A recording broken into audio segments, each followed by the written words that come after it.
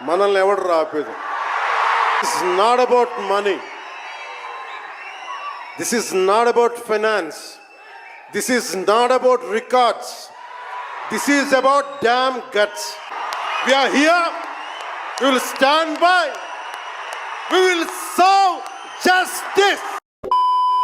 Hello guys, 2 days to go for Hara Hara Veeramallu. In fact Vizag లో అయితే 23rd shows వేస్తున్నారు. So నిన్న హరహర వీరమల్లు ప్రీ రిలీజ్ ఈవెంట్ జరిగింది. సో పవన్ కళ్యాణ్ గారి ఫుల్ స్పీచ్ ఎంతమంది చూసారు కింద కామెంట్స్ లో చెప్పండి భయ్. అందులో ఉన్న కొన్ని కీ పాయింట్స్ కోసం ఈ రోజు డిస్కస్ చేసుకుందాం. సో పవన్ కళ్యాణ్ గారు మాట్లాడుతూ గత ప్రభుత్వంలో ఆయన మూవీ భీమ్లా నాయక్ రిలీజ్ అయిన టైంలో పవన్ కళ్యాణ్ సినిమాలకు మాత్రం ₹10 ₹15 టికెట్లు పెట్టారు. కానీ ఇప్పుడు ప్రభుత్వం మనది టికెట్లు కరెక్ట్ రేట్ లోనే ఉంటాయి. ₹15 టికెట్లు పెట్టిన టైంలోనే మనం కలెక్షన్లు కొట్టాం. ఇప్పుడు సినిమాకి ఇంకా గట్టిగా కలెక్షన్లు రాబోతున్నాయన్న మీనింగ్ లో మాట్లాడారనమాట.